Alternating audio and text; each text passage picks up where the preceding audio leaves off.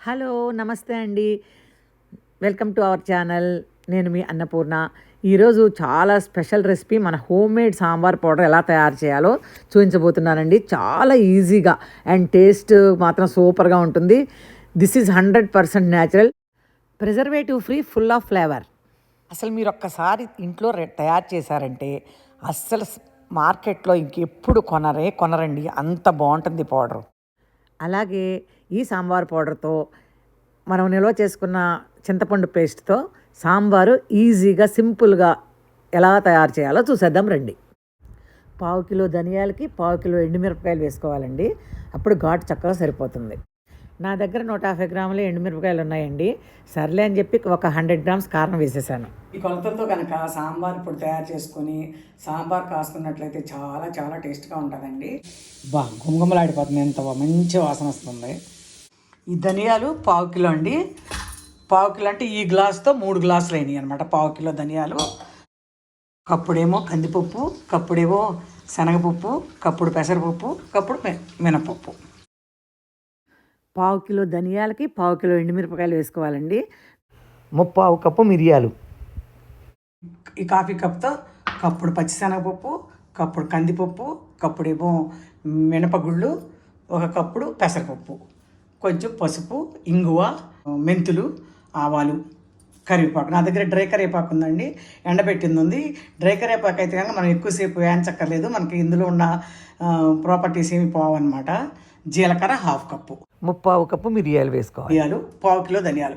1/4 kilo ధనియాలకి ఇవన్నీ కొలతలు అనమాట. ఈ కొలతలతో చేసిన సాంబారు పొడి వేసి సాంబారు కాసినట్లయితే అసలు వదిలిపెట్టకుండా తింటారండి. అన్నం అంతా చారుతోనే తినేస్తారు.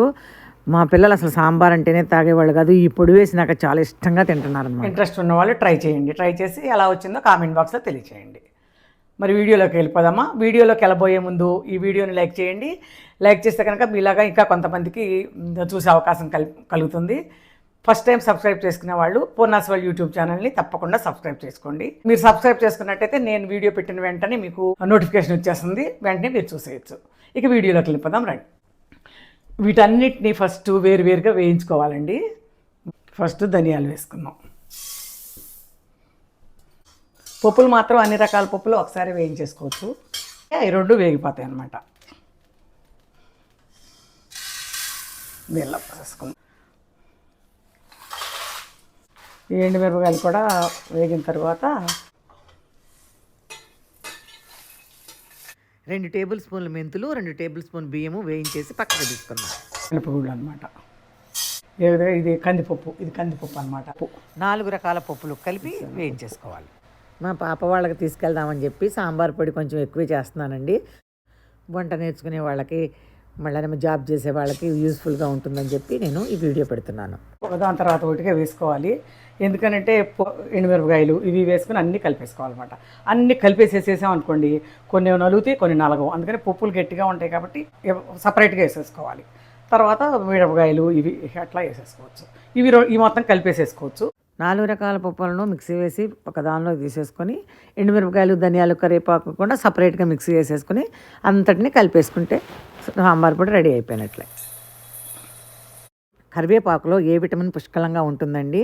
పిల్లలకి కూడా చాలా మంచిది. కళ్ళజోళ్ళు రాకుండా ఉండాలన్నా ఇది ఎక్కువగా వాడుకుంటే మంచిది అనమాట. అన్నిట్లో వేసుకోవడానికే ట్రై చేయండి. ఇవి పప్పులన్నింటినీ మిక్సీ వేసేసుకొని అన్నీ ఒక బౌల్లో కలిపేసేసుకుని ఒక గాజు సీసాలో కనుక స్టోర్ చేసుకుంటే అది సంవత్సరం అయినా కానీ నిలవ ఉంటుందండి. కొంత పౌడర్ బయట ఉంచుకొని మిగిలిందంతా ఫ్రిడ్జ్లో పెట్టేసుకుంటే స్మెల్ పోకుండా ఉంటుంది. సంవత్సరం పొడవునా గుమగుమలాడుతూనే ఉంటుందన్నమాట. మనం చేసిన సాంబార్ పొడి వేసేసి సింపుల్గా ఈజీగా సాంబార్ ఎలా కాయాలో చూపిస్తాను. బ్యాచిలర్స్కి, కొత్తగా వంట నేర్చుకునే వాళ్ళకి, ఆఫీస్కి వెళ్ళే వాళ్ళకి ఈజీగా ఉంటుందన్నమాట. చాలా ఇవన్నీ రెడీగా ఉంటే క్షణాల్లో చేసేసుకోవచ్చు. ఈజీగా సాంబార్ చేసుకోవడానికి ఈ రకాల వెజిటబుల్స్ వేసుకుంటే మన ఆరోగ్యానికి కూడా చాలా మంచిది. సో ఏ ఉంటే అవి వేసేసుకోవటమేనమాట. టమాటాలు ఒక 4, పప్పు ఉడకబెట్టేసుకొని మిక్సీ వేసి పెట్టుకోండి పక్కన. కరివేపాకు, కొత్తిమీర, కచ్చా పచ్చాగా దంచుకున్న అల్లం, వెల్లుల్లిపాయ, జీలకర్ర తొక్కు, సాంబార్ పొడి ఇవన్నీ ఉంటేనండి క్షణంలో చేసేసుకోవచ్చు.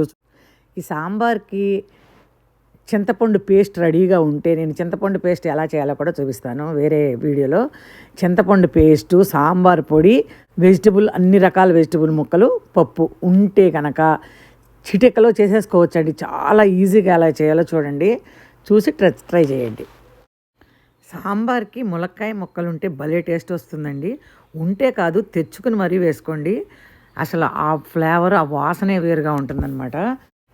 ఏ మొక్కలుంటే ఆ మొక్కలన్నీ జాబ్ చేసుకునే వాళ్ళు ఉన్నారనుకోండి, చిన్నపిల్లలు ఉన్నాళ్ళు, ముందు రోజే కోసేసి ఫ్రిడ్జ్లో పెట్టేసుకోండి మొక్కలన్నీ. నాడు గొగ్గని తీసుకొని ఆ మొక్కలన్నీ మునిగే వరకు వాటర్ పోసి సాల్టు, పసుపు, సాంబార్ పొడి, కచ్చపచ్చగా దంచుకుని అల్లం, వెల్లుల్లి, జీలకర్ర వేసేసి పావుగంట సేపు ఉడికించేస్తే అన్నీ ఉడికిపోతాయి. అప్పుడు రెడీగా ఉన్న చింతపండు పేస్టు, మిక్సీ వేసుకున్న పప్పు వేసేసుకుని 5-6 పొంగులు రానిచ్చి నేతితో తాలింపు వేసుకుంటే ఉంటుందండి. సూపర్ అంటే సూపర్. రైస్లో, ఇడ్లీలో, దోశల్లో అన్నింట్లో తినేయచ్చు. రసం పౌడర్ని సపరేట్గా కొట్టాల్సిన పని లేదండి. ఇదే పౌడర్ని రసం చేసుకున్నప్పుడు 2 టేబుల్ స్పూన్స్ వేసుకుంటే సరిపోతుంది. లాస్ట్లో ఉప్పు, పులుపు సరిపోయిందేమో చూసుకొని దింపేసుకోవటమేనండి. ముక్కలు ముందే ఉడికిపోతాయి కాబట్టి పప్పు వేసినాక ఎక్కువసేపు టైం పట్టదు, ఈజీగా అయిపోతుంది. ఒక చిన్న బెల్లం ముక్క వేసుకుంటే కూడా సాంబార్కి మంచి టేస్ట్ వస్తుందండి. ఇష్టం లేని వాళ్ళు స్కిప్ చేసేయచ్చు. ఇంతేనండి సాంబార్ చేయడం. చూసారు కదా ఎంత ఈజీయో. సాంబార్ పొడితో చేసిన ఎమ్మి సాంబార్ రెడీ. ఈ వీడియో మీకు నచ్చినట్లయితే లైక్ చేయండి, మీ ఫ్రెండ్స్కి, రిలేటివ్స్కి షేర్ చేయండి.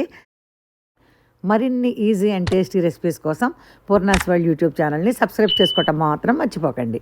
Thanks for watching.